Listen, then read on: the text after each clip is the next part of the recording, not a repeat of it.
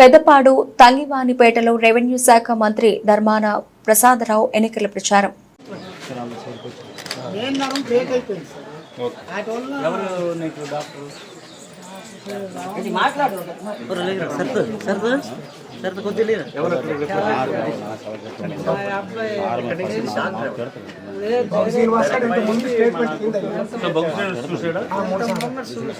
చెప్పాడు అప్పుడే చెప్పాడు వెళ్ళండి రా గాబరు పడి సెకండ్ ఒపీనియన్ తీసుకుంటారు.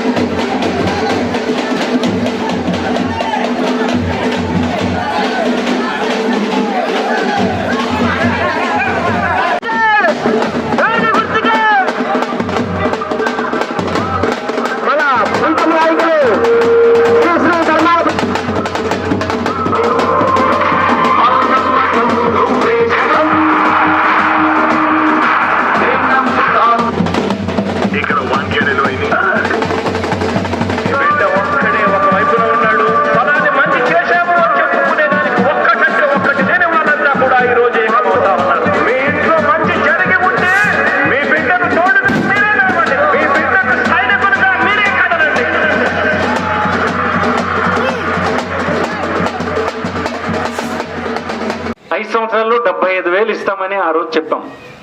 ఓటు ఈకముందు చెప్పాం, ప్రభుత్వం రాకముందు చెప్పాం. ఆ 75,000 రూపాయలు అందించాము.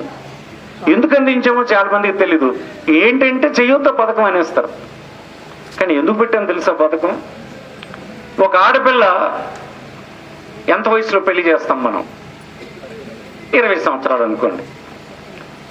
20 సంవత్సరాల నాడు పెళ్లి చేసిన ఆడపిల్లకి పంపించేస్తాం అత్తవారింటికి. మొదట్లో తల్లిదండ్రి పెళ్లి చేసిన ఆడపిల్లకి అవసరమైన అవసరాలన్నీ తీరుస్తూ ఉంటారు. పెళ్లి ఇంటికి వచ్చినప్పుడు కాకపోతే ఇంటికి వెళ్ళు ఆమె ఖర్చుల కోసం అందిస్తూ ఉంటారు తల్లి తండ్రి.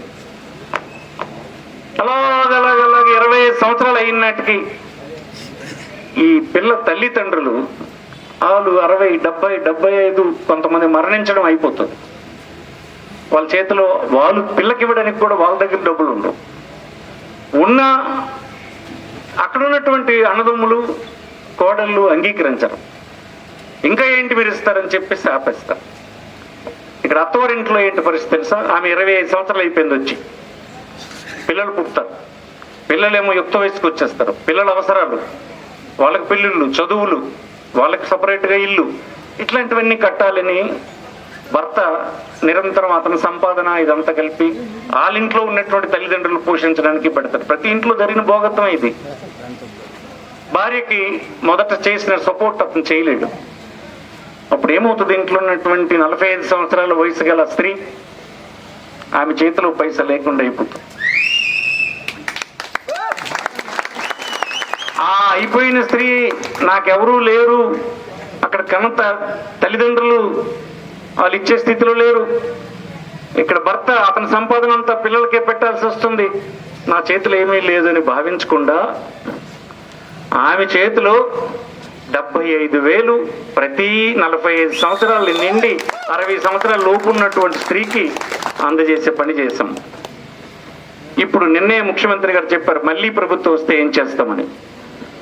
అలాంటి స్త్రీలకి 40 దాటినటువంటి 60 సంవత్సరాల లోపున్న స్త్రీలకి వచ్చే 5 సంవత్సరాల్లో ఒక్కొక్కరికి సంవత్సరానికి 30,000 చెప్పున్న 1,50,000 ఇస్తామని చెప్పాడు.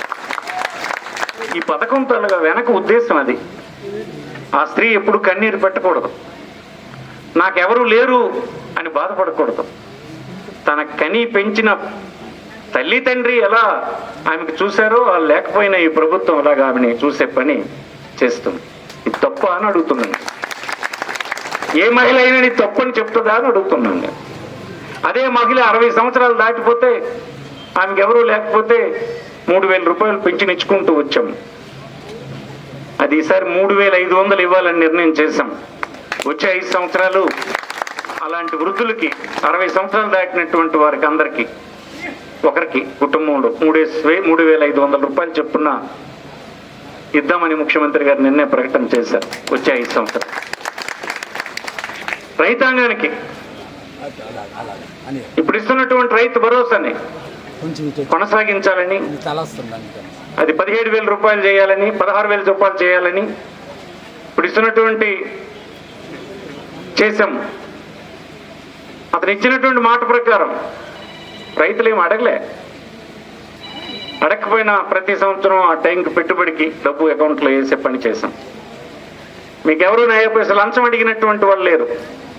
రాష్ట్రం మొత్తం మీద 2,75,000 కోట్లు అకౌంట్ల ద్వారా మీ అకౌంట్లో వేశాం. చంద్రబాబు ఈ డబ్బంతా దుర్వినియోగం అయిపోతుందని చెప్పాడు, రాష్ట్రం దివాలా తీస్తుందని చెప్పాడు. ఈవేళేమో నేను ఇస్తానంటున్నాడు. మరి ఏంటట 3 రెట్లు ఇస్తామని చెప్పాడు. అంటే ఇవ్వనోడు ఇప్పుడు జగన్మోహన్ రెడ్డి ఎందుకు ఆచితూచి చెప్తున్నాడు? అతను ప్రభుత్వంలోకి మళ్ళీ వస్తాడు, అతను అమలు చేయాలి, అమలు చేయలేనివి మరి చేయకూడదు, అమలు చేయగలిసినవే చెప్పాలని చెప్పి ఇతను 3 రెట్లు ఎందుకు ఇస్తామంటాడు తెలుసా మీకు? ఇవ్వక్కర్లేదు కనుక. అంతే కదా, ఇవ్వలేదని అతనే చెప్పావు కదా. నువ్వు 5 సంవత్సరాలు జగన్మోహన్ రెడ్డి ఇవ్వలేడని నువ్వు చెప్పావు. మళ్ళీ ఎన్నికలు వచ్చినప్పుడు 3 రెట్లు ఇస్తానని చెప్తున్నావు. అంటే ఏంటి? నీ దగ్గర ఇలాంటి హామీలు చిత్తుకాయితలు లాంటివి. ఎలక్షన్ అయిపోయినట్టు వాళ్ళకి ఇసిరేస్తావు. ఇంతకుముందు రైతులకు ఏం చెప్పావు నువ్వు? 14లో వచ్చినప్పుడు మీ తంగోడుపేట రైతులకు ఏంటి చెప్పాడు చంద్రబాబు? ఇంటికి ఒక కాగితం తెచ్చి ఇచ్చారు ఇక్కడ పెద్దలు. తప్పట్టు నేను, ఎందుకంటే చంద్రబాబు చెప్పాడు కనుక ఇచ్చారు ఇంటికి. ఏముంది తెలుసు అందులోన? రైతాంగ సోదరులారా, మీరు బ్యాంకుల్లో తెచ్చినటువంటి అప్పుడు మీరు తాకట్టు పెట్టిన పత్రాలు, బంగారం అంతా ఇడిపించే బాధ్యత నాది. నా దగ్గర ప్రతి ఓడి లెక్క ఉంది. ఇలాగ నాకు ఓటేసేయడమే, ఇలాగ ప్రభుత్వం రావడమే, మీరు బ్యాంక్కి వెళ్ళి మీ బంగారం మీరు పట్టుకెళ్ళిపోవడం అని చెప్పాడు. మళ్ళీ 5 సంవత్సరాల వరకు ఎప్పుడైనా కనిపించినాడా తంగోడిపేటలో అని అడుగుతున్నాను నేను. ఈ పెద్ద మనిషి చెప్పిన మాటలు నమ్మలే. ఈ ఊర్లో మహిళలకు ఏం చెప్పాడు? మీరు ఇలాగ నాకు ఓటేయండి, మీరు బ్యాంకుల్లో వాడిన డబ్బంతా డోక్రా గ్రూపులది నేను కట్టేస్తాను చెప్పాడా లేదా? ఎన్నికైపోయింది, అది ప్రభుత్వం వచ్చింది, 5 సంవత్సరాలు మనిషి మరి అడ్రస్ లేదు.